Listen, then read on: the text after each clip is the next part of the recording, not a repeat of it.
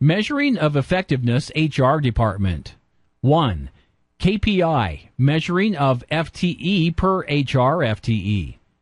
The formula for calculating this KPI is total FTE excluding HR divided by HR FTE. In the case of your company, if we call the HR FTE X, as I do not know the figure, and I consider your FTE headcount of 1,200, as I do not know your total FTE count, 1,200 minus X divided by X. For example, if X equals 20, 1,200 minus 20 divided by 20 equals 59. Hence, 59 employees per every one HR employee. You can calculate this either using FTE headcount, and you can see how many employees you have per HR employee, or you can use the actual FTE count. 2. KPI, measuring of HR department costs per FTE. The formula for calculating this KPI is total HR department costs divided by total number of FTE. Here, you can also either use the FTE headcount of the actual FTE count. I will use the FTE headcount 1,200, and I will call the HR cost X. X divided by 1,200. The answer will give you how much the cost of HR is per employee. 3. Learning and development, L&D investment per FTE. I have two KPIs for this question. L&D investment for FTE in terms of budget and average number of training hours per employee. Please see links to posted KPIs. KPI, measuring of learning and development, L&D, investment per employee. KPI, measuring of average number of training hours per employee, L&D investment per FTE. Looks at the average investment per FTE available budget. The formula is total L&D budget, total number of employees. If I call the L&D budget for your company X, the formula is X divided by 1,200.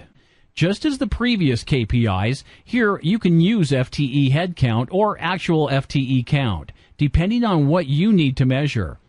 Average number of training hours per employee. Formula, total number of training hours divided by total number of employees. Here, you will divide the total number of training hours, called X, by the total number of employees, 1,200. X times 1,200. 4. KPI measuring of average cost to recruit.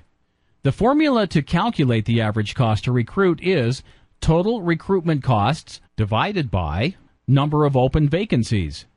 Calculating this will give you the cost per filling one vacancy, in other words, the cost per hire. Please note that you will have to measure this in a given time period, e.g. annually. 5. KPI, measuring of percent termination rate within 4 years. The formula to calculate this termination rate is total number of employees that terminated employment within 4 years divided by total number of employees times 100. You will have to calculate this in a given time period. If you want to look at how many employees terminated in 4 years, you may choose to take a 5 to 10 years period for your company. If, let's take for example, you get a figure of 40 employees that terminated within 4 years, the formula will be 40 divided by 1,200 times 100 equals 0.33 times 100 equals 3.3%. On average, 3% of your employees terminated within 4 years in that given time period. You may also want to look at other details, if it was voluntary or involuntary termination, etc. 6. KPI measuring of absent rate. I suggest using this formula to calculate the absence rate percent. Number of days absent, percentage of average number of employees, times number of workdays. This can be easily calculated using a scientific calculator.